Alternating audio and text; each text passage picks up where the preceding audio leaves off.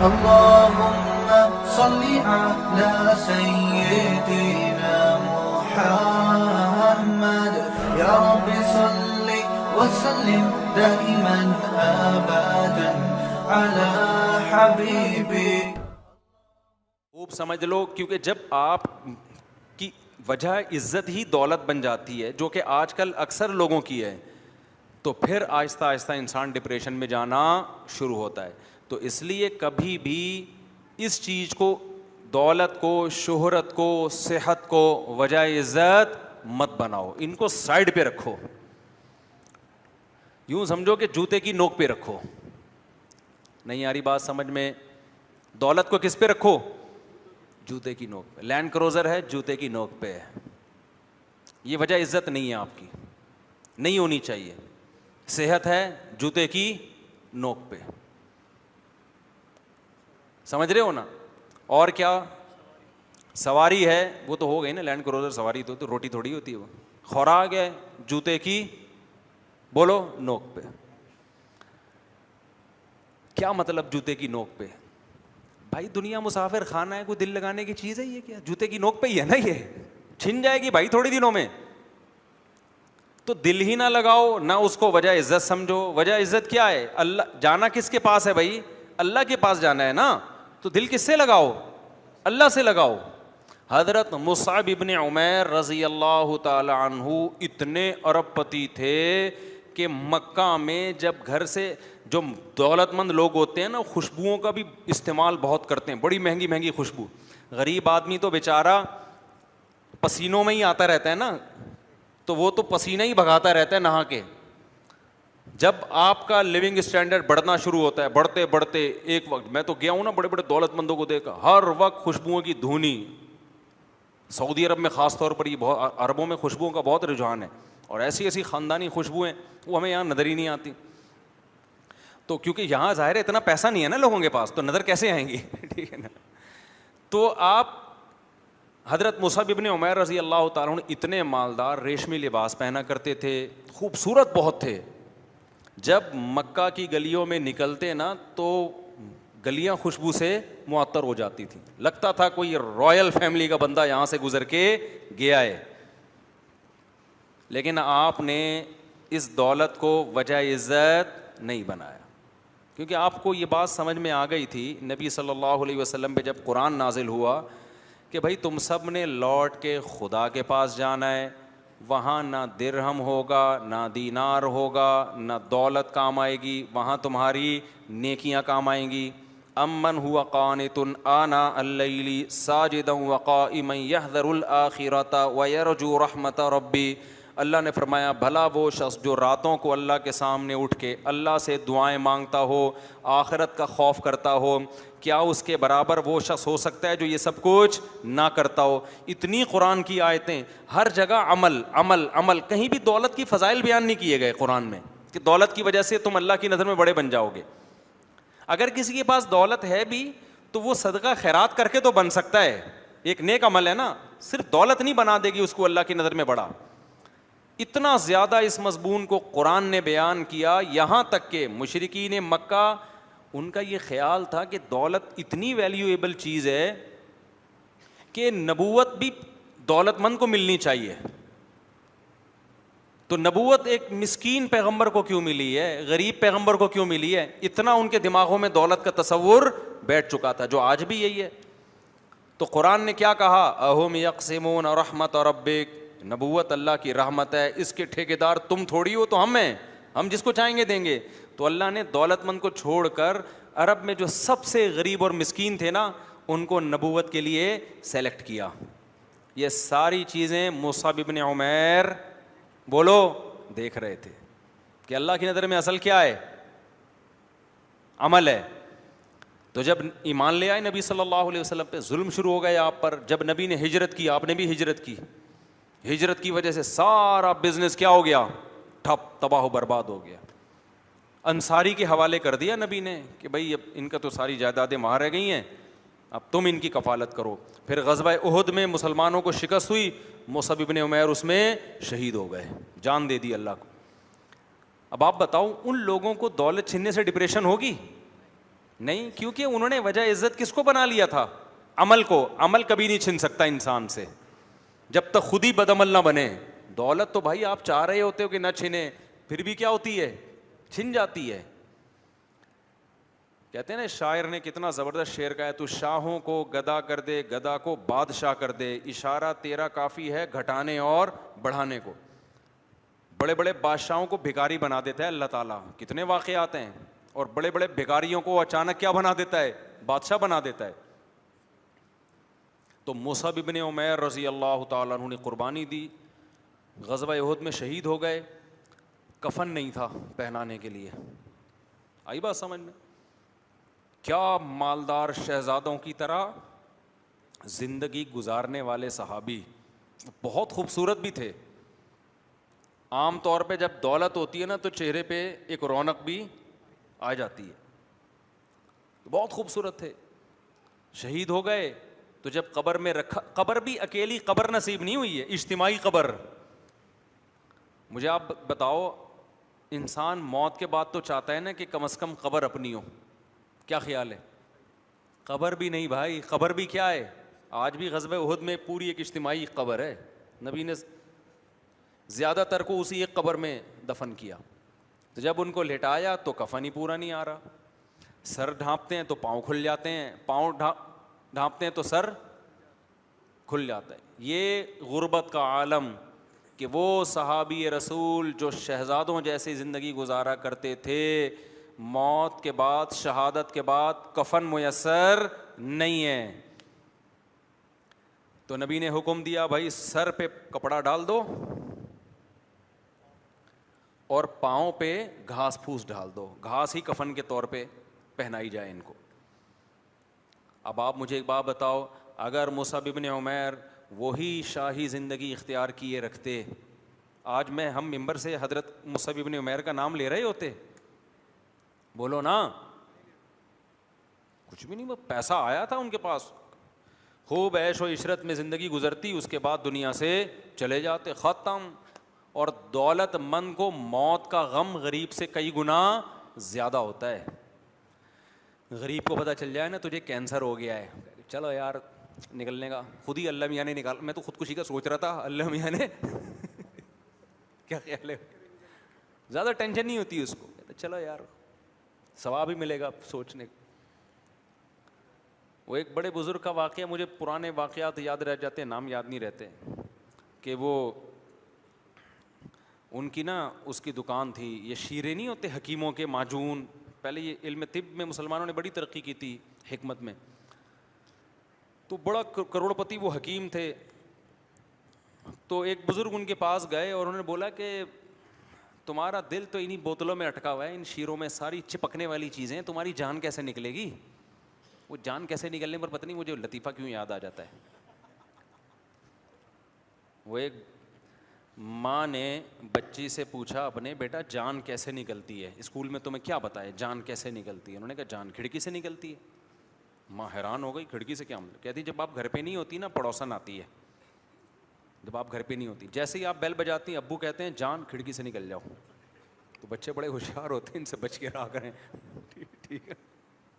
تو ان نے بزرگ نے ان حکیم سے کہا, کوئی عطر فروش تھے یا عطار تھے واللہ عالم, ان سے کہا کہ تمہاری جان کیسے نہیں نکلے؟ جیسے سب کی نکلتی ہے. انہوں نے کہا نہیں بھائی, تمہاری تو ایک ایک بوتل میں قیمتی خمیرے تھے نا,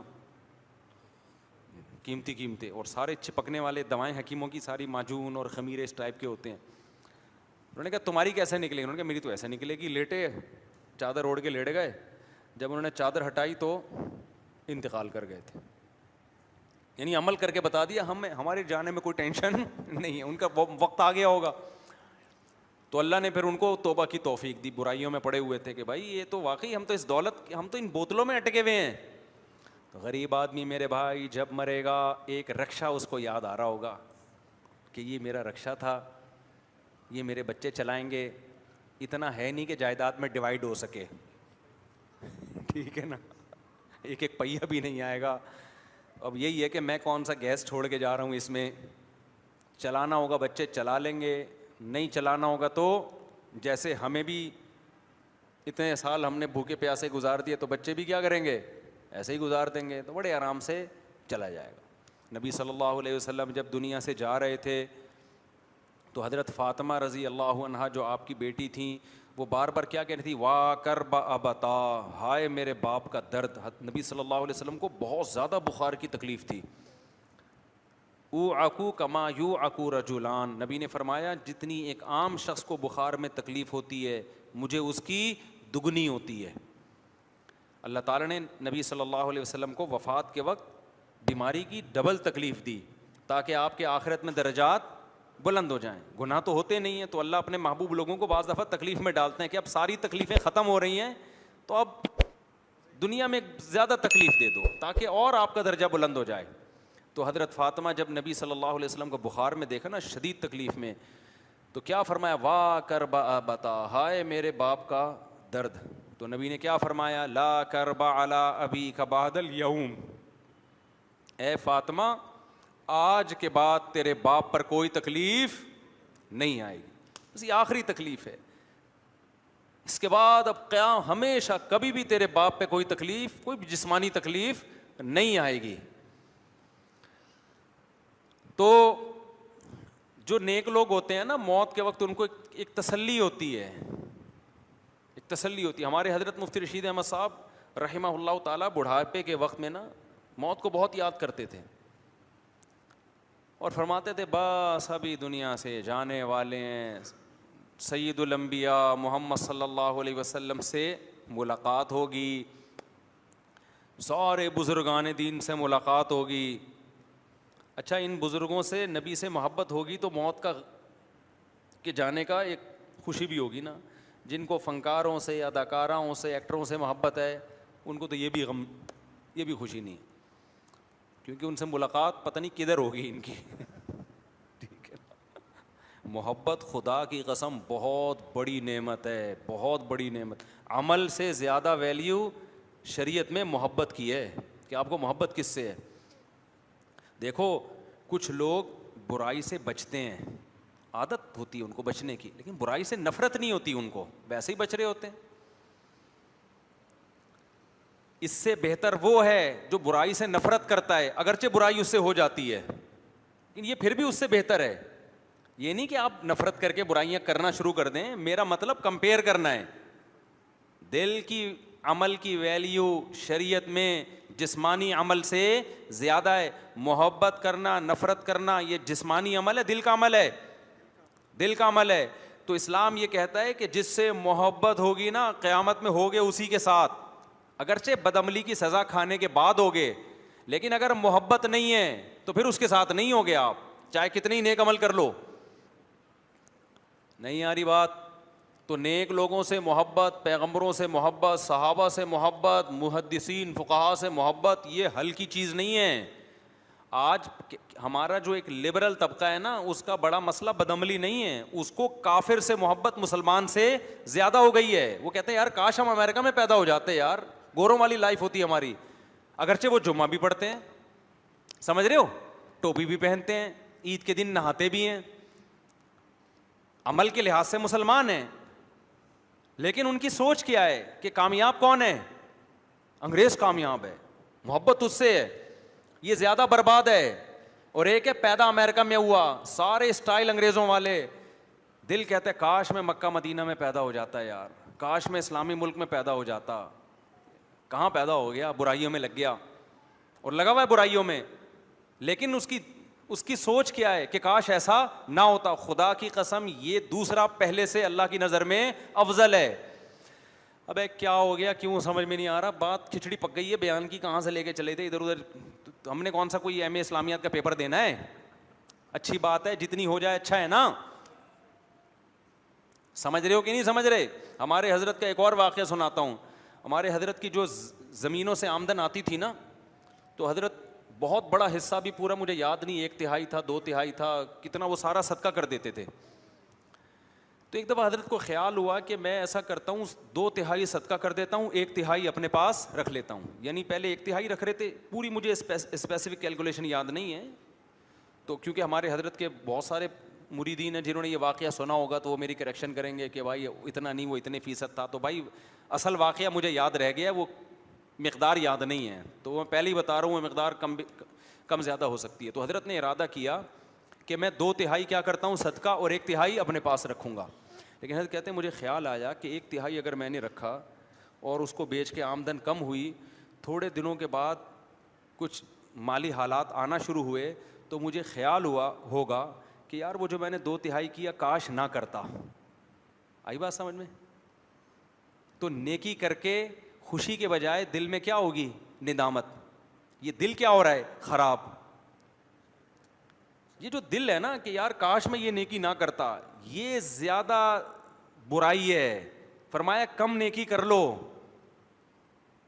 کم صدقہ کر لو. اور کم ہمارے حضرت کا کم ہمارا بہت زیادہ سے زیادہ تھا وہ, تو کم کر لو تاکہ بعد میں یہ ہو کہ کاش زیادہ کر دیتا. نہیں آئی بات؟ اتنا صدقہ کر لو کہ بعد میں ندامت ہو, یار کیسا کنجوس ہے, تھوڑا زیادہ کر لیتا. یہ زیادہ اچھی حالت ہے دل کی, بجائے اس کے کہ زیادہ کر کے بعد میں ندامت, ابے یہ میں نے کیا کر لیا یار. نیکی کر کے شرمندگی کرنا, یہ نیکی نہ کر کے شرمندہ ہونے سے زیادہ برا ہے. نہیں آئی بات؟ حالانکہ عملی لحاظ سے اگر زیادہ صدقہ کرتے تو زیادہ ثواب ملے گا نا, اور کم صدقہ کرنے میں کم ثواب. لیکن وہ کہہ رہے ہیں دل کی حفاظت, دل میں نیکی کی چاہت اور رغبت, یہ زیادہ امپورٹنٹ ہے. ابے سمجھا پا رہا ہوں کہ نہیں سمجھا پا رہا؟ تو یہ میں آپ کو بتا رہا ہوں کہ اسلام میں دل کے عمل کی ویلیو آپ کے ظاہری اعمال سے زیادہ ہے. بعض لوگ اسلام سے محبت کرتے ہیں, چل نہیں رہے ہوتے اسلام پہ, تمنا ہوتی ہے کاش اسلام پہ چلتے. یہ زیادہ بہتر ہیں ان لوگوں سے جن کو اسلام سے محبت نہیں ہے, کلچر کی وجہ سے چل رہے ہیں, کہہ رہے ہیں یار مجبوراً پیدا ہو گئے, کیا کریں, ختنے بھی, کٹنگ بھی ہو گئی اور شادی وادی بھی ہو رہی ہے, اب کلچر ہے, کیا کریں ایکچولی, بس ہو گئے تو ٹھیک ہے, ٹوپی پہن لیتے ہیں جمعے کے دن, سب نہا رہے ہیں تو چلو ہم بھی کیا کریں سب. آپ زیادہ ڈیٹیل میں نہیں آتا تو چلو ہم بھی نہا لیتے ہیں, چلو بقرعید پہ سب جانور کاٹ رہے ہیں, ہم بھی کیا کر لیتے ہیں, کاٹ لیتے ہیں. لیکن ہے تو جاپان میں پیدا ہوتا کتنا اچھا تھا یار, کیسی ترقی یار, چاند پہ پہنچ, جاپانی تو نہیں پہنچ رہے, امریکن پہنچ رہے ہیں, رشین پہنچ رہے ہیں, اور ہو سکتا ہے جاپانی بھی پہنچ رہے ہو, لیکن میرے جہاں تک مجھے معلومات ہیں اس میں امریکہ اور رشیا آ گئے ہیں نا. تو کاش یہ ہو جاتا. تو میرے بھائی یہ بہت ڈینجرس چیز ہے. آپ کا دل جس کے ساتھ ہے نا, اللہ قیامت کے دن آپ کو شمار اسی کے ساتھ کرے گا. دنیا میں بھی ہے نا, دیکھو دنیا میں آپ کی بیگم آپ سے کہتی ہے آپ بہت اچھے ہیں, میں رہوں گی آپ کے ساتھ, لیکن وسیم آپ سے بھی زیادہ اچھا مجھے کون لگتا ہے, وسیم لگتا ہے. لیکن میں وسیم کو نہ کبھی فون کروں گی, نہ میں وسیم کو کبھی لفٹ کراؤں گی, رہوں گی میں آپ کے ساتھ, وفا میں آپ کے ساتھ کروں گی. شوہر میرے کون ہو آپ, تو آپ میں غیرت ہوگی, تھپڑ مار کے بولو گے جا بھائی تو کس کے ساتھ جا, وسیم کے ساتھ ہی جا. اور دوسری طرف وہ بیوی ہے جو ٹوٹ کے محبت کرتی ہے آپ سے, لیکن آپ کی اطاعت نہیں کرتی. ویسے تو جہاں محبت ہوتی ہے اطاعت بھی ہوتی ہے, لیکن میں کمپیئر کر رہا ہوں نا کہ اتنی محبت نہیں ہے کہ اطاعت کرے, لیکن محبت ہے. آپ نے کہا کہ میرا دوست وسیم, کہتی وسیم کا نام بھی نہ لینا میرے سامنے, مجھے کسی غیر مرد کا نام بھی زہر لگتا ہے. میرے باپ نے مجھے آپ کے حوالے کیا, یہ اس زمانے کی بات کر رہا ہوں جب باپ حوالے کیا کرتے تھے, مثال تو اس پرانے زمانے کی ہے. لوگ کہتے ہیں کس قسم کی مثالیں دے رہے ہیں, باپ حوالے کہاں کرتا ہے, فون کر دیا جاتا ہے ابا کو میں پہنچ گئی ہوں, ٹھیک ہے نا, ابا کو بتا دیا جاتا ہے ہو گئی ہے شادی. آپ کہیں گے ایسا تو نہیں ہو رہا, ابے کبھی ہمارے پاس بیٹھو ہم بتائیں گے. یہ جو بہت سی شادیاں آج کل ہوتی بھی نظر آ رہی ہیں تمبو, یہ فیک تمبو ہیں. اصل میں پہلے ایسے کیسز بہت آ رہے ہیں, پہلے ہو چکی ہوتی ہے, پکڑی جاتی ہے, ابا کو بتاتی ہے کہ ہم نے شادی کر لی, ابا کہتے ہیں عزت کا جنازہ نکلے گا, بیٹا ایک ہماری خوشی کی خاطر تمبو لگا کے دوبارہ سے کر لو.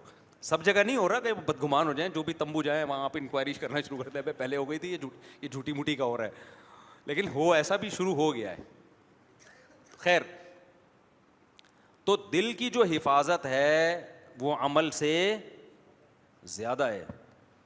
آپ حج کرنے گئے, خیال آئے یار کدھر آ گئے یار, ٹینشن میں آ گئے یار, نہ آتے اچھا تھا بھائی, دیکھا اللہ معاف فرمائے, ایسے بھی ہوتا ہے بعض. اب آ گئے ہیں تو مجبوری ہے یار, پورا قافلہ آیا ہوا ہے, بھاگ بھی نہیں سکتے یہاں سے. اس سے بہتر ہے نہ آتے اور دل یہاں اٹکا ہوا ہوتا ہے. نہ کرتے حج اور سوچتے کاش میں کہاں چلا جاتا حج میں. سمجھتے ہو کہ نہیں سمجھتے؟ ایک تو نیچرل ایک تو قدرتی طور پہ تکلیف ہوتی ہے نا حج میں, وہ تکلیف تو ایک فطری ہے, وہ تو اس لیے کہ تاکہ ثواب ملے. کوئی وہاں سوئٹزرلینڈ تھوڑی ہے جو آپ انجوائے کرنے جا رہے ہو, وہ تو نیچرل ہے. لیکن یہ خیالات آنا کاش میں نہ آتا. مجھے یاد ہے بچپن میں میری جب 7-8 سال عمر تھی, شدید گرمیوں کے روزے تھے, تو میرے بڑے بھائی نا مجھے منع کر رہے تھے روزہ نہ رکھو. انور میں ہمارے ریلیٹیو رہتے تھے, اس کو کراچی کی بسیں بڑی خطرناک تھیں. میرے بھائی منع کر رہے آج روزہ نہ رکھو, میں نے رکھ لیا روزہ. 8 یا 10 سال میری ایج ہوگی. اب روزہ رکھ کے ہم انور میں نا وہ 4K پتہ نہیں 4J ٹائپ کی بس تھی کوئی, وہ نہیں پٹپٹی سی بسیں ہوتی تھیں, بھری ہوئی ہوتی تھیں, اس میں بیٹھ گئے ہم. اب جا رہے ہیں نیول کالونی ہاکسبے روڈ کی طرف. مجھے روزہ لگنا شروع, اور بس میں تو الٹی بھی آتی ہے, عجیب سی طبیعت. 11 بجے کا ٹائم ہے, میں بار بار بولوں کاش میں روزہ نہ رکھتا, کاش میں روزہ. میرے بڑے بھائی نے ایک دفعہ برداشت کر لیا, میں نے کہا کاش یار آج میں روزہ نہ رکھتا. بھائی صاحب نے برداشت کر لیا, بچہ ہے بھائی. دوسری دفعہ پھر میں نے کاش یار میں روزہ نہ رکھتا. مجھے یہ واقعہ یاد رہ گیا. ہو سکتا ہے میرے بڑے بھائی صاحب کو یاد نہ ہو. اب میں کھڑکی کے پہ بیٹھا ہوا ہوں سیٹ پہ, بھائی صاحب نے میرا خیال کیا اس کا روزہ ہے, بچہ ہے, تو اس کو کھڑکی والی نا تاکہ ہوا آتی رہے. یہ بہت بڑی نعمت ہے کراچی کی بسوں میں, ہوا کا وینٹیلیشن کا کوئی انتظام ہو. اچھا اس میں بھی آتی ہے, ادھر سے نکلتی کہیں سے بھی نہیں ہے بس میں. تو پھر تھوڑی تیسری دفعہ میں نے کہا کاش, انہوں نے کہا چپ کرو, ایسے ڈانٹ لگائی. بولے یا تو رکھتے ہی نہیں, اب رکھ لیا تو ثواب کیوں ضائع کر رہے ہو بھائی اپنا بیٹھ کے, یا تو رکھتے ہی نہیں اور رکھ لیا ہے تو پھر بار بار کاش میں. یہ تو اس سے تو نہ روزہ ملے گا نہ ٹینشن ہی ٹینشن ہے, ثواب بھی نہیں ملے گا. تو وہ واقعہ مجھے یاد رہ گیا کہ بھائی واقعی جب آپ نے رکھ لیا ہے تو یہ کہنا کہ کاش میں نہ رکھتا, اس سے بہتر واقعی یہ کہ نہ رکھتے اور سوچ ہوتی کاش میں رکھ لیتا. کیونکہ مجھے فرض تو نہیں تھے نا, فرض روزے میں آپ کے پاس آپشن نہیں ہے کاش میں نہ رکھتا یا رکھتے, تمہارے باپ کو بھی رکھنا پڑے گا, وہ تو فرض نفل کی بات, میرے لیے تو نفل تھا وہ.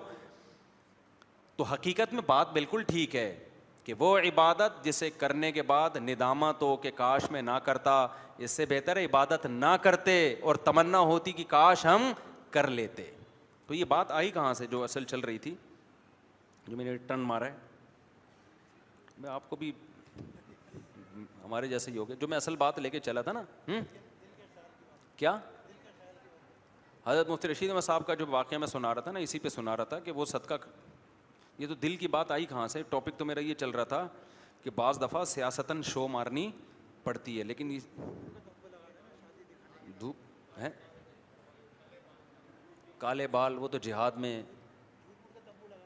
جھوٹ موٹ کا تمبو. ابے نہیں یار, وہ سارا ٹاپک یہ کمپٹیشن. اصل بات یہ چل رہی تھی کہ کمپٹیشن کی وجہ سے لوگ ٹینشن میں جاتے ہیں. ہاں حضرت مصعب بن عمیر کا واقعہ سنا رہا تھا کہ آپ نے کرنا کیا ہے کہ اپنا ہدف پیسے کو بنانا نہیں ہے, جوتے کی نوک پہ رکھنا ہے. مسافر خانہ ہے بھائی, دنیا کیا ہے, مسافر خانہ ہے.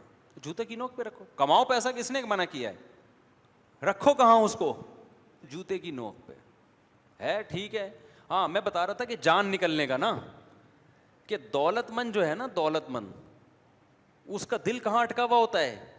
اب آپ بتاؤ جس کے بحریہ ٹاؤن میں کروڑوں کے 10 پلاٹ ہوں, موت کا فرشتہ آ جائے کہ چلیں جی اس سلسلے میں حاضر ہوا ہوں میں, فوراً خیال آ گیا یار کل میں نے سودا کیا, کروڑوں روپے کی جائیدادیں ہیں یار, یہ کس سلسلے میں آ گئے یار تم, کوئی اور سلسلے میں نہیں آ سکتے تھے تم, کیا خیال ہے کہ یار کسی اور سلسلے میں حاضر. پہلی دفعہ میں نے فرشتہ دیکھا ہے, وہ بھی اس سلسلے میں آیا ہے. سنا تھا فرشتوں کے بارے میں, بارشیں برساتے ہیں, یہ کرتے ہیں, وہ کرتے ہیں, کبھی کبھار جان بھی لے لیتے ہیں, کچھ اور سلسلے میں حاضر ہو جاتے. ٹینشن ہوگی کہ نہیں ہوگی.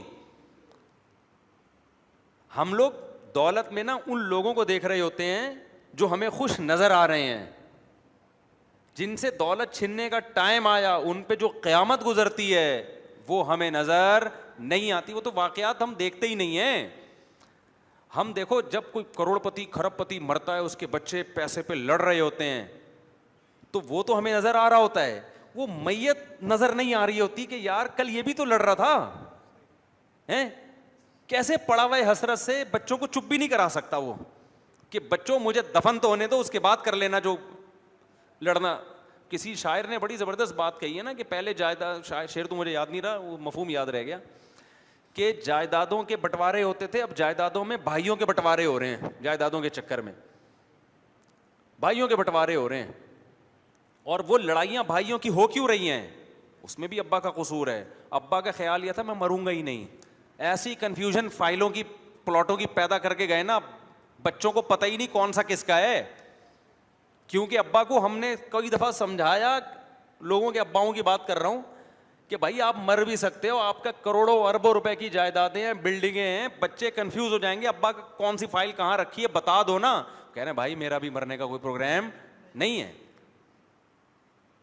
کیونکہ اتنی جب دنیا کما لی تو دماغ سے موت غائب, تصور ہی نہیں ہے کہ میں مروں گا. کیونکہ موت کا سوچتے ہوئے ڈر لگتا ہے, بھائی پھر ہم نے اتنی محنت کس کھاتے میں کی ہے, اگر ہم نے مرنا ہی تھا تو اتنی بڑی بلڈنگ کیوں بنا دی. یعنی وہ حیرت ہوتی ہے ان کو کہ یار ہم نے اگر مرنا ہی تھا اور ابھی مرنا تھا تو یہ سب ہم نے پاگل ہیں ہم جو اتنے عرصے سے اتنی محنت کرتے رہے ہیں. تو اسلام تو پہلے سے کہہ رہا تھا پاگل ہیں, اللہ رسول کہہ رہے تھے آپ واقعی کیا ہیں, پاگل ہیں. آپ کو سمجھ میں نہیں آ رہا تھا, لیکن واقعی میں کیا ہوں, میں بہت بڑا پاگل تھا. نظر سوئے دنیا قدم سوئے مرقد, کہاں جا رہا ہے کدھر دیکھتا ہے. نظر آپ کی دنیا کی طرف اور قدم آپ کے مرقد یعنی قبر کی طرف. تو شاعر کہتا ہے جا کدھر رہا ہے, دیکھ کدھر رہا ہے. بلڈنگیں بناؤ بھائی, سب کچھ کرو, دل لگانے کا بالکل بھی نہیں ہے. دل قبرستان ہے یار, جانا کدھر ہے. دولت مند آدمی کو غریب سے زیادہ مراقبہ کرنا چاہیے موت کا, بار بار مرے گا. دیکھو گناہ کی دو قسمیں, ایک گناہ تھوڑی دیر کا ہوتا ہے, یہ جو پیسے کی محبت کا گناہ ہے نا, یہ 24 گھنٹے کا چپکا ہوا گناہ ہے. یہ ایک گناہ ہوتا ہے, بعض گناہ تو صحابہ سے بھی ہوئے ہیں حالانکہ ان کے دل میں دنیا کی محبت نہیں تھی, غلطی سے گناہ ہو گیا. ایک صحابی سے بدنظری ہو گئی, حالانکہ نبی کے لیے قربانیاں دیتے تھے وہ جہاد میں, لیکن کبھی انسان پر خواہش کا غلبہ ہوتا ہے. کوئی خاتون جا رہی تھی, صحابی نے ان کو دیکھا, بدنظری کی, پھر ایک خیال ہوا کہ بھائی مجھ سے گناہ ہو گیا ہے, ایک نامحرم عورت کو میں نے اتنا گھور کے دیکھا, اور اس سے ایک جو انسان کے دل میں جذبات ہوتے ہیں تو غلط نیت سے, پھر نبی کے پاس آیا, یا رسول اللہ مجھ سے گناہ ہو گیا ہے. تو آپ نے فرمایا صبر کرو. نماز ہوئی, نماز کے بعد آیا, یا رسول اللہ مجھ سے گناہ ہو گیا. آپ نے فرمایا تم نے نماز پڑھی ہے نا, انہوں نے کہا ہاں. فرمایا اللہ تعالیٰ قرآن میں نہیں کہتے کہ ان الحسنات یذہبن السیئات, نیکیاں گناہوں کو کھا جاتی ہیں. تو تم نے گناہ کیا نا, اب نیکی بھی کر لی, فنش, چلو شاباش جاؤ, ٹھیک ہے نا. اس کو سیریس نہیں لیا نبی نے. اب ایسا نہ ہو کہ آپ بھی سیریس نہ لیں, یہ بڑا خطرہ ہوتا ہے. حدیث کا غلط مطلب لوگ سمجھتے ہیں کہ اب آپ بھی سیریس نہ لیں کہ ہم فجر پڑھ لیں گے, انٹی کو دیکھ لیتے ہیں جا کے, بات کر لیتے ہیں, یہ کر لیتے ہیں, وہ کر لیتے ہیں, حج کر کے آ جائیں گے. بھائی انہوں نے توبہ تو اصل میں کر ہی لی تھی, ان کو ندامت تو ہو گئی تھی نا, تو اب ان کو ایک حوصلہ چاہیے تھا کہ بھائی نیکی تم نے کر لی ہے. کیونکہ صحابہ کے دل میں خوف اللہ کا بہت زیادہ تھا, تو بہت زیادہ جب کسی کے دل میں خوف ہوتا ہے نا تو پھر اس کو تھوڑا ہلکا لانا پڑتا ہے. تو نبی نے یہ نہیں کہا کہ تمہارے دل میں دنیا کی محبت آ گئی تم جہنم میں. ایک اور واقعہ بڑا دلچسپ ہے, آج ہمارے دینداروں کا ظرف اس معاملے میں بڑا چھوٹا ہو گیا ہے. ایک صحابی تھے, انہوں نے, وہ کیا تھے کہ جب سفر میں نا, تو سفر میں مکہ کی طرف, جب فتح مکہ کے موقع پہ سفر تھا, تو ظاہر قافلوں میں عورتیں بھی تھیں. تو ایک صحابی تھے, وہ کہیں خواتین بیٹھی ہوئی تھیں, تو انہیں کیا دل میں خیال آیا, نہا دھو کے تیار ہو کے نا بالکل زبردست خواتین میں جا کے بیٹھ گئے. ایک انسان کو ہوتا ہے عورت کو دیکھ کے کہ یار میں ذرا ان کے سامنے اچھا لگوں. تو رسول اللہ صلی اللہ علیہ وسلم نے ان کو دیکھ لیا اور پوچھا کہ آپ یہاں کیا کر رہے ہیں. ان کو بڑی شرمندگی ہوئی کہ بھائی خواتین میں میرا کوئی کام ہے نہیں. تو وہ شرم کی وجہ سے نا وہاں سے غائب ہو گئے, اور کہتے ہیں کہ میں پھر نبی کے سامنے کبھی نہیں آیا شرم کی وجہ سے. مجھے بڑی شرم آئی نا کہ بھائی یہ مرد ہوں اور خواتین میں, اور ظاہر ہے ان کی ایک انسان پہ بعض دفعہ خواہش کا غلبہ آ جاتا ہے کہ وہ کہتا ہے یار میں تھوڑا سا لیڈیز میں کیا لگوں, اچھا لگوں. یہ چھوٹی موٹی خطائیں صحابہ سے بھی ہوئی ہیں. اب ان کو غیرت تھی نا, نبی سے آنکھ ملاتے ہوئے شرم آ رہی ہے کہ بھائی کیا بولیں گے, تم مرد ہو اور خواتین میں کیوں بیٹھے ہوئے تھے تم. آج کل کے کیا اب بتاؤ, آج کل کا مرد میں غیرت ہی ختم ہو گئی نا. بیوٹی پارلر میں مرد لیڈیز کو تیار کر رہا ہے اور پھر یوٹیوب پہ اپنی ویڈیوز بھی ڈال رہے ہیں.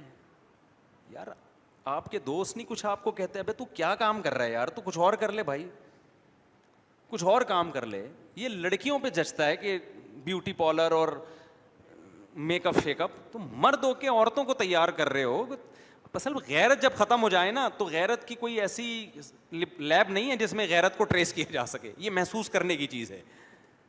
تو آپ لوگ نیچے کمنٹس کیا کریں کہ بھائی آپ کیا کر رہے ہو یار, اللہ نے آپ کو آدمی بنایا ہے, کوئی آدمیوں والے کام کر یار, آدمیوں کا بیوٹی پارلر کھول لے بھائی. تو خواتین پہ تو ہمیں حیرانگی ہو ہی رہی ہے کہ مردوں سے اپنے آپ کو تیار کیسے کروا رہی ہے, لیکن مجھے زیادہ حیرانگی اس مرد پہ ہوتی ہے. دیکھو زنا کرنا ایک الگ چیز ہے, بدکاری کرنا الگ چیز ہے, وہ بھی بڑا جرم ہے, لیکن کھلے عام آپ لیڈیز کو تیار کر رہے ہو اور یہ آپ کا پیشہ ہے, یہ آپ بتا رہے ہو کہ میں مرد نہیں ہوں, ورنہ عورت ڈرتی ہے آپ کے پاس بیٹھتے ہوئے.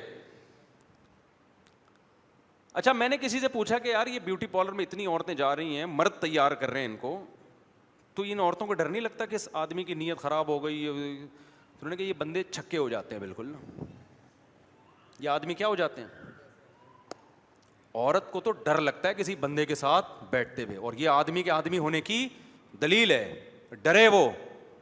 صحیح ہے, سمجھ میں آ رہی ہو, اس کو خوف پیدا ہو گیا بھائی یہ بندہ ہے. تو یہ کس طرح کا سیٹ اپ چل رہا ہے یار, تم کدھر کو جا رہے ہو یار, کچھ اور کر لے میرے بھائی. تو بیسیوں قسم کے رزق کے کمانے کے ذریعے ہیں, بری حرکت ہے یہ مردوں کو, کیونکہ اب نہیں بولو نا تو یہ چیز پھر سوسائٹی میں پھیل رہی ہے. بہت سے نوجوان دیکھتے ہیں کہ وہ یوٹیوب پہ کھلے عام لڑکیوں کو تیار کر رہا ہے, تو یار ہم بھی ایک کیا کھولیں گے, ایک بیوٹی پارلر کھولیں گے. لیکن اگر سوسائٹی میں اس کے خلاف احتجاج ہوتا رہے تو مرد کو شرم آئے گی, بھائی یہ تو سوسائٹی میں ذلیل ہو گیا ہے, ہم نے اپنے آپ کو ذلیل نہیں کرنا ہے. تو اس لیے میں تھوڑا سا آپ کو موٹیویٹ کر رہا ہوں کہ کچھ تو نیچے کمنٹس کیا کرو نیگیٹو, کیا بھائی تو بندوں والے کام کر, کیا کر رہے تو یہ آدمیوں پہ سوٹ نہیں کرتی یہ چیزیں, سمجھتے ہو کہ نہیں سمجھتے ہو؟ تو عورت سے زیادہ نا مرد کو غیرت دلانے کی ضرورت ہے. اچھا خیر, تو وہ صحابی بیٹھے تو نبی صلی اللہ علیہ وسلم کو, اب وہ ان کو شرم آ رہی ہے نبی سے. جب یہ نبی صلی اللہ علیہ وسلم واپس مدینہ آئے تو یہ جو صحابی تھے نا, یہ نبی صلی اللہ علیہ وسلم کا گزر ہوا تو انہوں نے فوراً نماز کی نیت باندھ لی. غیرت تھی نا صحابی رسول میں, غیرت تھی کہ بھائی شرم آ رہی ہے کہ لوگ کیا کہیں گے کہ بھائی میں خواتین میں جا کے اور تیار ہو کے بال بنا کے نا بڑے سیٹ ہو کے بیٹھ. اب ان کو شرم آ رہی ہے پیغمبر سے, اپنی غلطی کا احساس ہو گیا تھا ان کو, غیرت تھی تو احساس کیا ہو گیا ان کو, بھائی مجھے نہیں کرنا چاہیے تھا ایسے. تو رسول اللہ صلی اللہ علیہ وسلم کے بھی کتنے پیارے اخلاق تھے, کتنا بڑا ظرف تھا. نبی نے یہ نہیں کیا کہ اسی موقع پہ آؤں گے کہ یہ تو بالکل اسلام سے خارج ہو گئے ہیں, ان میں تو غیرت ختم ہو گئی ہے, اب یہ کیا تلوار اٹھائیں گے, جہاد کیا کریں گے. نہیں بھائی, ان کو پتا تھا, آپ صلی اللہ علیہ وسلم کو پتا تھا ان کے دل میں اللہ اس کے رسول کی محبت ہے, آخرت کی محبت. یہی ہے ایک شیطان نے وقتی طور پر ایک ورغلایا اور ایک مسٹیک بولو ہو گئی, اور وہ مسٹیک بھی کی بیس بھی کوئی غلط نہیں تھی, بذات خود ایک مردانگی تھی. تو مرد کی اللہ نے ایک عورت کی طرف اٹریکشن رکھی ہے, لیکن اس کا ایک جائز طریقہ رکھا ہے, ایک ناجائز طریقہ ہے. تو نبی صلی اللہ علیہ وسلم نے, آج ہمارے استاذ یہ واقعہ بتا رہے تھے ہمیں کہ آج کے دور میں اپنے کسی بندے سے اس طرح کی مسٹیک ہو جائے تو کیسا سوسائٹی میں اس کو جینے نہیں دیا جاتا. اسلام دیکھتا ہے کہ بھائی اپنوں سے غلطی ہو رہی ہے تو وہ اپنائیت سے فوراً نکل نہیں جاتے, اور غیروں میں دو چار خوبیاں آ جائیں تو اپنے نہیں بن جاتے وہ. تو نبی صلی اللہ علیہ وسلم کے اخلاق دیکھیں آپ. وہ صحابی جو ہے نا پھر مسجد نبی میں انہوں نے نیت لمبی باندھ لی نماز کی, بھائی جب بھی تشریف لے جائیں گے تو میں سلام پھروں گا. آپ صلی اللہ علیہ وسلم وہیں بیٹھ گئے اور آپ نے فرمایا طول ما شئت فإننا ننتظرک. صحابی کا نام ذہن سے نکل گیا, فرمایا کہ جتنی لمبی نماز پڑھ لو ہم ادھر ہی بیٹھے ہوئے آپ کے انتظار میں, آج ملاقات ہو کے رہے. سمجھتے ہو کہ نہیں سمجھتے؟ تو وہ ایک الگ بات ہے. لیکن آج جو دنیا کی محبت کا جو جرم ہے نا, خدا کی قسم یہ ان جرموں سے کئی گنا بڑا ہے, کہ جو پلاٹوں سے دل لگا لیا اور بلڈنگوں سے دل لگا لیا اور دولت سے دل لگا لیا اور مرنے کے لیے تیار ہی نہیں ہے. وہ صحابی جن سے یہ مسٹیک ہوئی نا, جیسے ہی میدان جہاد قائم ہوتا کود پڑتے میدان جنگ میں, کہ بھائی جنت پہ تھوڑی اس کو ترجیح دیں گے. صحیح ہے نا, ایک صحابی کھجور کھا رہے ہیں اور ادھر میدان جنگ ہے, انہوں نے کھجور کی رغبت تھی تو کھا رہے تھے نا, انہوں نے کہا کہ شہادت سامنے ہے, جنت سامنے ہے, اور یہ کھجور کا تھیلا ختم میں بہت ٹائم لگے گا, اتنا ٹائم میں جنت کے حصول میں ضائع نہیں کر سکتا. محبت کس سے تھی؟ محبت آخرت سے تھی. دل کو ٹھیک کرو میرے بھائی, سب سے پہلے عمل بھی ٹھیک کرو, لیکن دل کی ٹھیک ہونے کی ویلیو عمل سے زیادہ ہے. تو اسی لیے نبی صلی اللہ علیہ وسلم نے جو دنیا سے دل اٹکانے کو, تعمیر پہ پیسہ خرچ کرنے کو سب سے برا پیسہ قرار, یہ نہیں کہ ناجائز ہے, جتنی چیزوں پہ آپ پیسہ خرچ کرتے ہو اس میں سب سے کمتر کیا ہے؟ حدیث میں آتا ہے سب سے بدترین چیز جس پہ پیسہ خرچ ہونا وہ تعمیر ہے, کنسٹرکشن کا کام. اب یہاں حدیث کا مطلب, جن کو حدیث نبی کے مزاج سے واقف نہیں ہے نا, ہو سکتا ہے وہ حدیث سنیں, ریفرنس یاد کریں اور بولیں حرام ہے. حرام نہیں ہے, یہ بالکل ایسے ہے جیسے حدیث میں آتا ہے سب سے بدترین صف مردوں کی پچھلی صف ہے. اب آپ نے کہا چونکہ بدترین صف ہے لہذا میں پچھلی صف میں کھڑا ہی نہیں ہوں گا, جماعت چھوڑ دوں گا میں.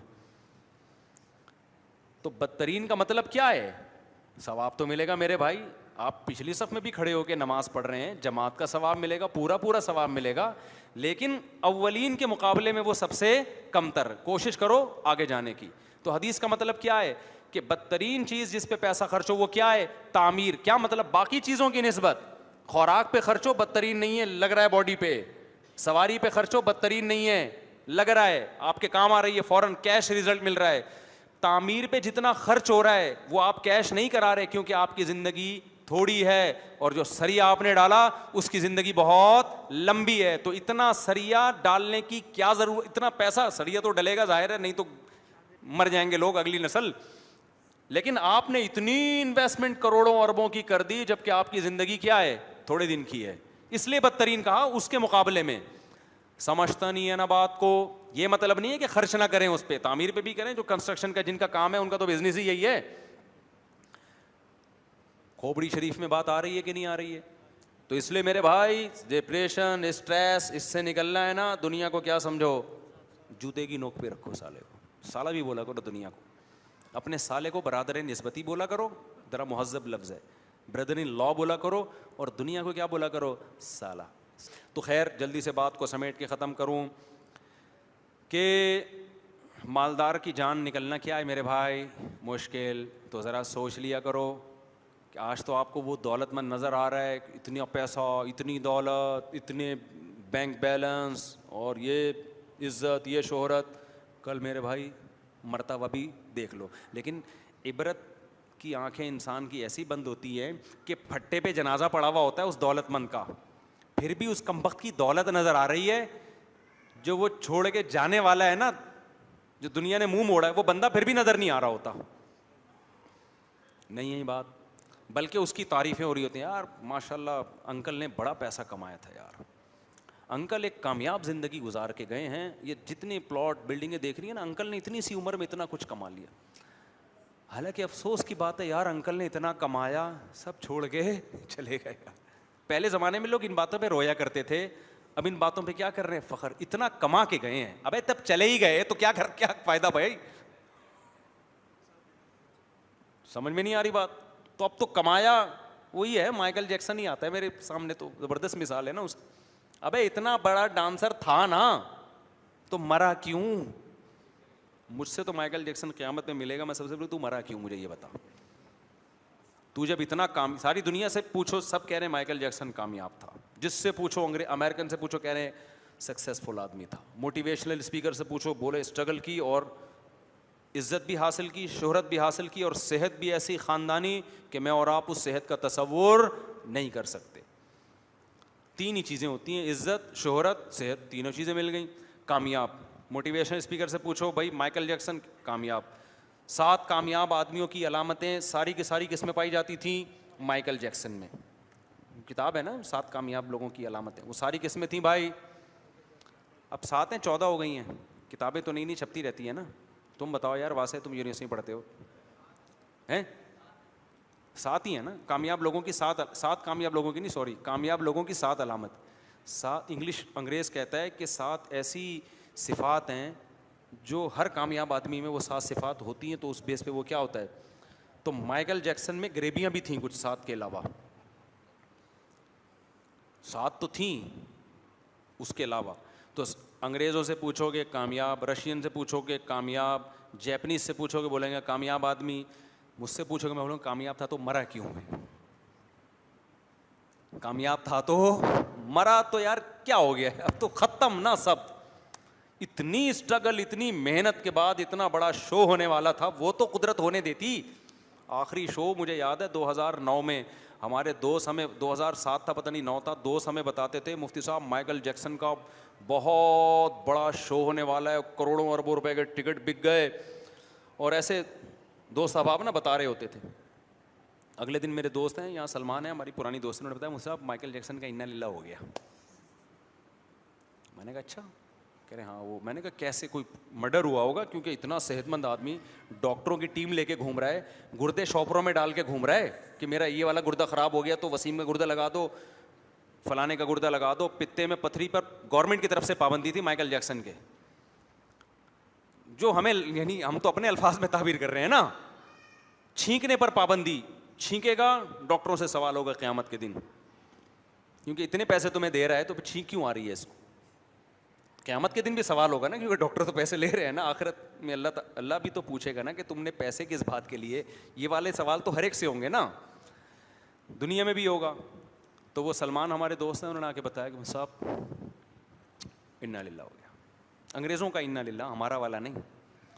تو میں نے کہا یار یہ کیا مرڈر ہوا ہے کہ نہیں. ویسے ہی وہ رات کو سوئے تھے تو صبح نہیں اٹھے. میں نے کہا کوئی وجہ تو ہوگی میرے بھائی, اے سی بند ہو گیا تھا, جنریٹر کھلا رہ گیا تھا. ہمارے یہاں تو یہی ہوتا ہے نا, جنریٹر کھلا رہ گیا, گیس بھر گئی. ہمارے یہاں بہت سارے لوگ اس طرح مرے ہیں, اچھے بھلے صحت مند, جنریٹر کھلا رہ گیا تھا اس وجہ سے, یا کوئی زلزلہ آیا تھا, چھت گر گئی تھی, کیا ہوا کیا تھا. انہوں نے کہا پتہ ہی نہیں چل رہا ہوا کیا. میں نے کہا ڈاکٹر چھٹی پہ تھے اس دن. نہیں بھائی ڈاکٹر بھی چھٹی پہ نہیں تھے, سویا ہے, پولیس سے بھی نہیں اٹھا. تو مجھے مائیکل جیکسن سے کچھ نہیں ہے بھائی, ہمیں تو اپنا نہیں پتا آخرت میں ہمارا کیا ہوگا. کوئی شو نہیں مار رہے, ہمیں کیا پتا ہمارا کیا ہوگا آخرت میں. آج یہاں ممبر پہ بیٹھ کے بڑی بڑی باتیں کر رہے ہیں. میرا مقصد تو اپنے آپ کو بھی سمجھانا ہے اور آپ کو بھی سمجھانا. دنیا خدا کی قسم دل لگانے کی جگہ نہیں ہے. اس سے بڑا احمق اور گدھا دنیا میں پیدا نہیں ہوا جو ان دیواروں اینٹوں سے دل لگاتا ہے. اس لیے پیسہ کماؤ جوتے کی نوک پہ رکھ کے, ایسے رکھو نوک, بکو بھی نہیں اس پیسے کی خاطر, جھوٹ بھی نہیں بولو. بولا یار ہم اس کو تو جوتے کی نوک پہ رکھتے ہیں, لہذا جھوٹ بھی نہیں بولیں گے پیسہ کمانے کے لیے. کیا خیال ہے بھائی؟ بلکہ پیسہ کمانے کے لیے غیر اخلاقی کام بھی نہ کرو. بعض کام ناجائز ہوتے ہیں, بعض ناجائز نہیں ہوتے, غیر اخلاقی ہوتے ہیں. اب دکاندار جو ہے نا روڈوں پہ آ کے کسٹمر کو گھیر رہے ہیں, یہ غیر اخلاقی کام ہے بھائی. تم نے دکان کھول لی, شٹر اوپر کر دیا, سب کو پتا ہے یہ تمہاری شاپ ہے, روڈ پہ آ کے لوگوں. اب ہوٹلوں میں دیکھ لو نا, آپ جا رہے ہوگے ایک دم روڈ بلاک کرنا شروع کر دیں گے, تنگ ہو جاتا ہے انسان, گاڑی چلانا مشکل ہو جاتا ہے. جائز ہے یہ تھوڑا, کیا ہے غیر اخلاق. تو ایسے موقع پہ ہوٹل کے مالک کو چاہیے بھائی, ہم نے ہوٹل کھول لیا, بورڈ لگا لیا, یہاں ہمارے یہاں بہترین بکرے دستیاب ہیں, نہاری دستیاب ہے, جو بھی ہے پبلسٹی کریں, پیسہ لگائیں ایڈورٹائزمنٹ پہ. اس کے بعد آپ بندہ آ جائے ٹھیک ہے, نہیں آئے, پیسہ زیادہ نہیں آ رہا تو لوگ بولے یار جاؤ لوگوں کے گھر جا کے ان کو نکال کے لاؤ. آپ بولو یار ہم یہ کام ہم نہیں کرے گا, عزت کے ساتھ کمائیں گے. لوگ کہیں گے پھر پیسہ نہیں آئے گا. بولو پیسہ ہماری جوتے کی بولو نوک پہ ہے. ہائے ہائے ہائے ہائے ہائے, اللہ کرے یہ کھوپڑی میں یہ باتیں آ جائیں. بولے پیسہ ہمارے کس پہ ہے, جوتے کی نوک پہ. آ گیا ٹھیک ہے, نہیں تو بھاڑ میں جائے, کیا کرنا ہے کما کے, روٹی تو مل رہی ہے نا. سمجھتے ہو کہ نہیں سمجھتے؟ تو کمپٹیشن ہے جس کی وجہ سے انسان کس میں جا رہا ہے, اسٹریس میں, ڈپریشن میں. اس کمپٹیشن کو کیا کرو, ختم. دوسروں کی دولت دیکھو ہی نہیں بھائی, اس نے کتنا کما لیا. آپ بولو یار اللہ نے مجھے میری اوقات سے زیادہ نہیں بلکہ بہت زیادہ دیا ہے. یار ہم تو یاد ہے ہمیں اپنا زمانہ, اپنے مسائل بتانے نہیں چاہیے انسان کو, ٹھیک ہے نا. لوگ کہتے ہیں اپنی باتیں شروع کر دیتے, مولوی صاحب ہم تو جب مدرسے سے فارغ ہوئے ہماری اتنی تھوڑی سی تنخواہ تھی, اس میں پہلی شادی نہیں جچتی تھی, 2 کی تو بات بھی کرتا ہوا آدمی اچھا نہیں لگتا تھا. ہم 4 کی باتیں کر رہے تھے اس وقت, اور اتنی خوش زندگی. لوگ میرے سے میری تنخواہ پوچھتے تھے. ایک دن ایک صاحب میرے گھر میں آئے, ان دنوں میں بڑے دولت مند تھے, دوستی تھی میری, تو وہ کوئی کام تھا نا گھر میں مینٹیننس وغیرہ کا. جب وہ آئے تو انہوں نے میرا گھر دیکھا, اتنا چھوٹا, چھوٹے 2 کمرے. یہ بات پرانی بات ہے. وہ جو تھے نا وہ میرے گھر آیا, بولے یار مفتی صاحب اتنے چھوٹے چھوٹے 2 کمرے آپ کے گھر کے میں گزارا. اور بچے کتنے تھے ٹوٹل, کتنے تھے؟ تو بچوں کی ان اہلیہ سے میرے 5 بچے, 3 میرے 2 جہیز والے, 5 بچے اس گھر میں رہ رہے تھے. جب اس نے کہا نا کہ یار اتنے چھوٹے گھر اور اتنا سا کچن, اتنا سا واش روم کیسے گزارا, تو اس کے بتانے کے بعد مجھے تھوڑا سا ہلکا سا وہم ہوا کہ چھوٹا گھر ہے, ورنہ خدا کی قسم میں یہ سمجھ رہا تھا میری یہ اوقات نہیں ہے. اب آپ یہ نہ سمجھو کہ ہم کوئی غریبوں کے خاندان میں پیدا ہوئے ہیں, صحیح ہے نا. ممکن ہے کسی کے ذہن میں آئے کہ اصل میں غریبوں کے خاندان میں پیدا ہوئے تو وہ ظاہر ہے وہ جھگیوں سے نکل کے شاید. تو مجھے یاد ہے ہمارے حضرت نے تربیت ایسی کرتی تھی, میری ہوئی نہیں ہوئی لیکن ان کی باتیں ایسی تھیں. ہمیں وہ 2 چھوٹے چھوٹے لگ رہے تھے, میری اوقات سے کیا ہیں. تو میں نے کہا یہ کیسی باتیں کر رہا ہے یار, اور اس کا اتنا بڑا گھر. تو میرے ذہن میں یہ آیا کہ اللہ کا کتنا بڑا فضل ہے, اللہ نے مجھے اس جیسا نہیں بنایا. اللہ نے مجھے اس جیسا, اب وہ دوست کو پتہ نہیں چلے گا پرانا قصہ ہے کہ اللہ کا شکر ہے اللہ نے مجھے اس جیسا نہیں. اتنے بڑے گھر میں رہ رہا ہے پھر بھی خوش نہیں ہے. اور ہمارا اتنا چھوٹے چھوٹے سے 2 کمرے تھے, اور مجھے یہ تھا کہ 5 بچے کے الحمدللہ 2 ستیلے بھی رہ رہے ہیں اس میں, سمجھ رہے ہو نا. تو میرے ذہن میں تھا کہ جو ہے کیا نام ہے, 1 کمرہ بچوں کے لیے ہو گیا, 1 گھر والوں کے لیے ہو گیا, اور کیا چاہیے یار. 2 ایک ایکسٹرا کمرہ بچوں کے لیے اللہ نے الگ سے دے دیا. ہمیں تو اس پہ خوشی ہو رہی تھی, دل سے کہہ رہا ہوں, یعنی اوپر سے نہیں کہہ رہا. اور میں اس وقت نظر بد سے بچنے کی دعائیں پڑھتا تھا کہ اللہ مجھے نظر بد سے بچائے یار, اللہ نے مجھے اتنا دے دیا. نہیں آئی بات سمجھ میں, کیونکہ میں کہتا تھا یار لوگوں کی تو ایک بیوی ہے, میری کتنی ہے ٹوٹل 2 ہیں. سمجھ رہے نا, ٹوٹل 2, اور دونوں کی رہائش کا بندوبست اللہ نے دے دیا. اتنا خوش تھا میں, اب بھی ہوں الحمدللہ. پہلے بھی, اب تو خیر بہت پہلے سے, وہ 12 کروڑ والی بات تو غلط ہے, لیکن پہلے سے کافی بہتر حالات ہو گئے. سمجھتا نہیں ہے نا بات کو. تو ہم تو بھائی دیکھتے ہی نہیں تھے. آپ کہہ سکتے ہیں اصل میں شہرت تو تھی نا, اس وقت تو شہرت بھی نہیں تھی میرے بھائی اس وقت تو. اچھا پھر ہم شادی بھی ایسے موقع پہ کر رہے ہیں کہ یار اور بچے آ جائیں. بچے بھی نہیں ہم نے روکے, ہم نے کہا یار جب بڑے ہوں گے تو اللہ, جب ابھی انتظام کیا تو وہی ہو گیا. جیسے جیسے بچے بڑے ہوتے گئے اللہ نے گھر کا بھی سائز بھی کیا کر دیا, بڑا کر دیا. تو یہ تو خود بخود ہوتا ہے ساری چیزیں. تو حضرت کے بچے جب بڑے ہو گئے تو حضرت کہتے ہیں ان کی شادیوں کی عمر ہوئی, تو حضرت کہتے ہیں میں نے سوچا کہ اب ان کی شادیاں بھی کرنی ہیں. دیکھو پیسے ہیں نہیں اور بچوں کی شادیاں بھی کر رہے. یہ جو بیٹھا ہوا ہے نا سامنے ہمارا بھانجا واسے, تمہارے بڑے بھائی کا نام کیا ہے, رافع. 8 سال اس کو فارغ ہونے میں لگیں گے, اس کے بعد عالم بنے گا, پھر مفتی بنے گا, اس کے بعد کہیں کمانے کی سوچے گا. ابھی سے اس کے ابا نے اس کی شادی اپنے خرچے پہ کر دی ہے. نہیں آئی بات سمجھ میں. کیوں؟ کیونکہ ان کے ابا اور میں جو ہے نا ایک ہی ساتھ پلے بڑے ہیں, ایک ہی شیخ سے بیعت ہوئے تھے, دونوں ایک ہی دن میں. تو جو ہماری کھوپڑی میں جو سافٹ ویئر حضرت نے انسٹال کیے, ان کے ابا کی کھوپڑی میں وہ والے سافٹ ویئر انسٹال ہوئے ہیں. تو آپ دیکھ لو اچھا والا پلا پلا ہے. ابھی اس کی بھی شادی نکاح ہو گیا, رخصتی باقی ہے, حالانکہ کما کچھ بھی نہیں رہا. یہاں بیٹھا ہوتا ہے کیمرے کی یوں کر رہا ہے, یونیورسٹی پڑھ رہا ہے. بعض لبرل لوگ کہیں گے اچھا بچوں کو برباد کر دیا. برباد نہیں کیا بھائی, کیا کر رہا ہے, یونیورسٹی میں پڑھ رہا ہے. اور ابا نے ہوم اسکولنگ کے ذریعے گھر میں پڑھایا ہے. اسکول نہیں بھیجا تھا ان کو 8 یا 9 تک, 9th کلاس میں پھر کہیں بورڈ کا امتحان دلوانے کے لیے بھیجا. سارا گھر میں پڑھایا. یونیورسٹی میں پڑھ رہا ہے ماشاء اللہ, ابھی 1 آدھ سال میں انجینئر بن جائے گا. سمجھتے ہو کہ نہیں سمجھتے؟ تمہارے بھی آنا شروع رشتے بیٹا. تو اس کا تو ہو گئی ہے بھائی. اب اس کی میں دوسری کی بات نہیں کروں, اس کی ساس مجھے مارے گی پکڑ کے. تو اب کیا مسئلہ ہے, تو ہم تو دیکھ رہے ہیں یار ہمارے وہ دوست بھی ماشاء اللہ خوش ہیں, اور جو ہمارے دوسرے اسکول کے دوست تھے نا جو کہتے پہلے اپنے پاؤں پہ کھڑے ہوں گے, ایکچولی پہلے یہ ہوگا, اب تک وہ کنوارے چھڑے چھاٹ گھوم رہے ہیں ان میں بہت سے. اب سالے تم بڑھاپے میں بچے پیدا کر کے یار تم چھوڑ دو, رہنے دو, اب 2-4 سال کی بات ہے, چھوڑ دو. بچوں کی خوشیاں کب دیکھو گے؟ تو کیا زندگی اپنے لیے عذاب بنا دی ہے یار. موٹیویشنل اسپیکر کہتے ہیں نا پیسہ ہی سب کچھ نہیں ہوتا, پھر وہ یہ بات بتانے کے 2.5-3 لاکھ روپے لے رہے ہوتے ہیں. تو واقعی پیسہ ہی سب کچھ نہیں ہوتا. پیسہ کمانے کی فکر کرتے رہو, باقی سارے کام ساتھ ساتھ کرتے رہو, اور پیسے کو کہاں رکھو؟ جوتے کی نوک پہ. عزت کے ساتھ کماؤ, آ گیا ٹھیک ہے, نوٹ چھاپو. ہم تو کہتے ہیں مسلمان زیادہ پیسہ کمائے, اس سے دین کو بہت فائدہ ہوگا.